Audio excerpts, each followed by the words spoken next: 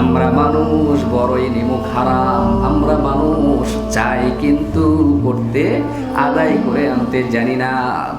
যেমন মনে করেন আপনার আমার সন্তান নেককার সন্তান হোক, সালেহিন সন্তান হোক, সালেহিনদের অন্তর্ভুক্ত হোক, এটা আমরা চাই কি চাই না?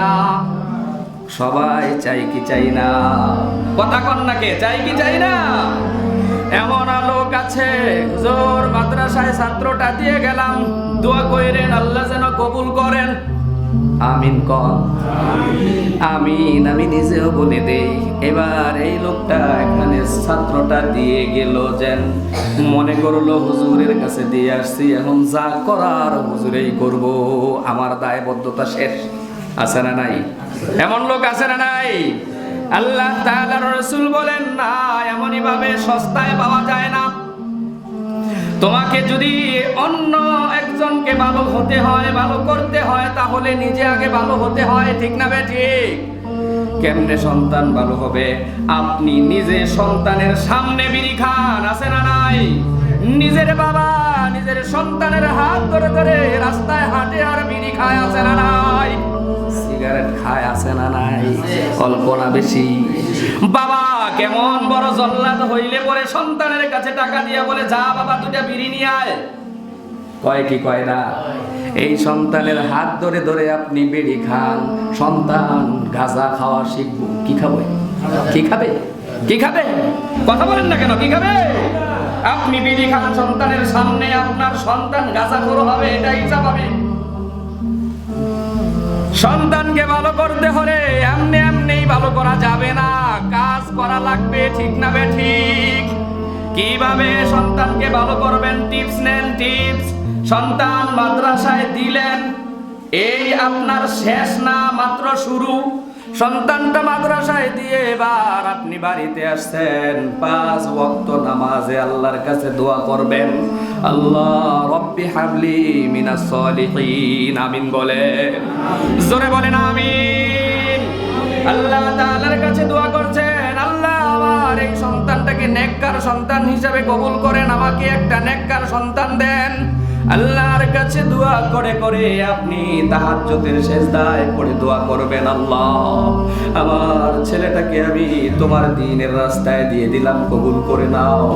আল্লাহ তুমি আমার ছেলের উপরে, আমার পরিবারের উপরে, আমার উপরে তোমার রহমত আর করুণা দয়া করো। আমিন।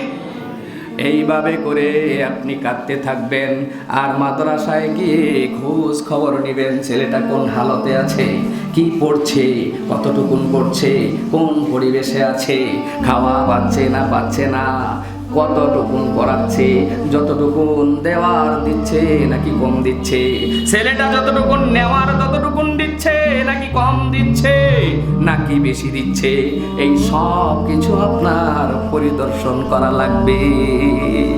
ঠিক না ঠিক? এইগুলি করা যাবে তো ইনশাআল্লাহ? আজকের থেকে প্রতিজ্ঞাবদ্ধ হইলাম, সন্তানের সামনে কোনোদিন খারাপ কথা বলবো না। বলেন ঠিক না ঠিক? বলবেন তো? এই কাজ করবেন তো? সন্তানের সামনে কোনোদিন কাউকে গালি দিবেন না, সন্তানের সামনে কাহারও হক মারবেন না, সন্তানের সামনে কোনোদিন মিথ্যা কথা বলবেন না, সন্তানের সামনে কোনোদিন বেলিগেল কোনো আচরণ কাহার সঙ্গে করবেন না। যদি করেন এই প্রভাবটা সন্তানের মেধায় গিয়ে পড়ে। ঠিক না ঠিক? পড়ে কি পড়ে না? সন্তানরে মিথ্যা কথা শিখায়। আছে না নাই? এমন ডাকাত মা বাবা আছে না নাই? কথা কন না কে? আছে না নাই? বাবা ঘরে বসে আছে, পাওনাদার আসছে, ডাক দিছে, ও আব্দুল্লাহ বাড়িতে আছো? আব্দুল্লাহ ছেলে দেখায়, বলো বাবা ঘরে নাই। আছে না নাই? এরকম আছে না নাই? যাই হোক, আমাদের জীবনের শেষ কথাটা হবে লা ইলাহা ইল্লাল্লাহ। এটা আমাদের সবার চাওয়া। ঠিক না ঠিক? মনে আছে তো? মনে আছে? কোন জায়গা থেকে আসছি?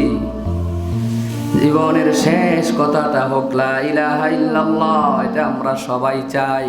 আল্লাহ কবুল করুক। জোরে বলেন আমিন। সেই অনুপাতে আমাদেরকে কাজ আমল করা লাগবে। ঠিক না ঠিক? করবো তো ইনশাআল্লাহ?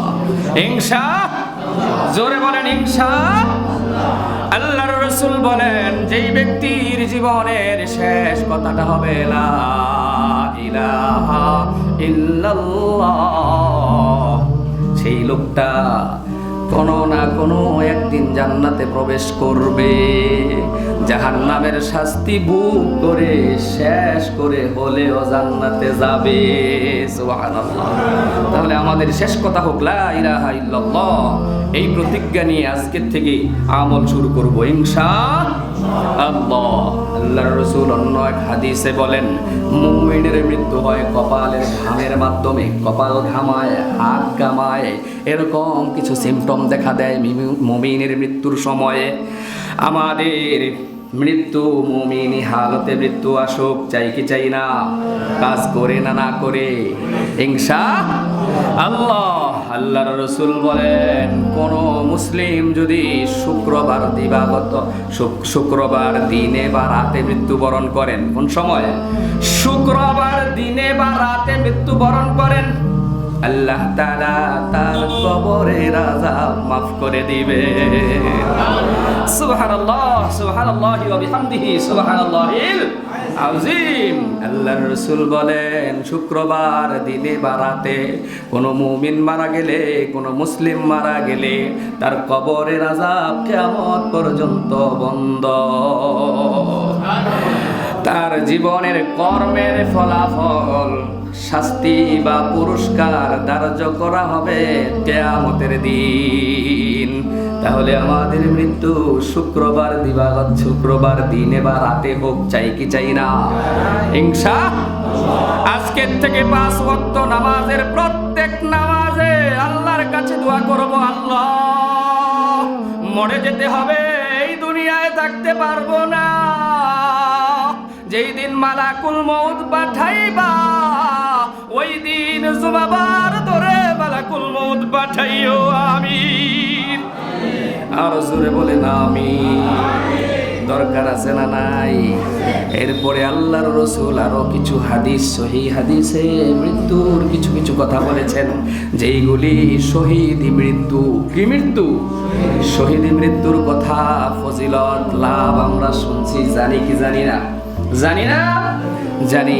শহীদ মৃত্যু, প্লেগ রোগে আক্রান্ত হয়ে যদি মারা যায়, অর্থাৎ কি প্লেগ রোগ, মরণ ব্যাধি রোগে মারা যায়, তাহলে শহীদ মৃত্যু।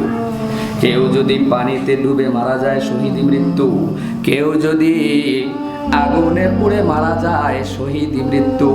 কেউ যদি বাড়িঘর বা ধ্বংসস্তূপের নিচে পড়ে মারা যায়, শহীদ মৃত্যু। কেউ যদি নিজের সম্ভ্রম সম্পদ আত্মরক্ষার জন্য মারা যায়, সেও শহীদ মৃত্যু পেল। কেউ যদি পরিবারের জন্য মারা যায়, সেও শহীদ। সুবহানাল্লাহ। এরপরে শেষ কথাটা হলো, কেউ যদি মাজলুম হয়ে জুলুমের শিকার হয়ে মারা যায়, সেও শহীদি মৃত্যু পেল। তাহলে আমাদের দেশে সম্প্রতি সময়ে কি এর চিন্ময় না কোনময় গ্রেফতার হয়েছে? চিন্ময় গ্রেফতার হওয়ার কারণে,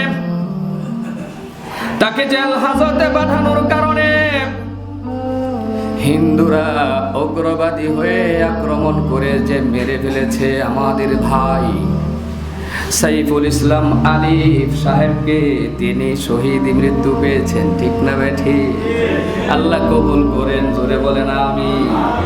এই রকম নির্যাতন করে এই পৃথিবীর আরো বহু মানুষ মারা হয়েছে, ঠিক না বেঠিক? আমাদের বাংলাদেশ থেকে, বাংলাদেশের অতন্ত্র প্রহরী, কোরআনের ময়দানের পাখি, কোরআনের পাখি আল্লামা দেলওয়ার হোসেন সাইদি সাহেবকেও এইভাবেই মৃত্যু দেওয়া হয়েছে। ঠিক কথাটা এই জন্য আসছে, মুসলিম দেখেন আমরা কতটা শান্ত, কতটা ভদ্র, কতটা ধৈর্যের উপরে আছি। আমাদের ধর্মের গুরু, আমাদের ধর্মীয় নেতা, আমাদের ধর্মযাজকদেরকে জেলখানায় বছরের পর বছর আটকিয়ে রেখে নির্যাতন নির্যাতন করা হয়েছে। যুবক, নওজোয়ান, তরু তাজা যুবকটাকে আটকানো হয়েছে। সেই যুবকটাকে বের করে আনার সময় বৃদ্ধ করে ছাড়ছে। তারপরেও আমরা মুসলমানরা এই বাংলার জমিনে কোনো উশৃঙ্খল পরিবেশ করি নাই, ঠিক না বেঠিক? সম্ভ্রম, এই হলো মুসলমানদের আত্মসম্ভ্রম, ঠিক না বেঠিক? আমরা কোথায় আছি? আল্লাহ তাআলার দিকে তাকিয়ে আছি, দরজ ধরে বসে আছি, ঠিক না বেঠিক?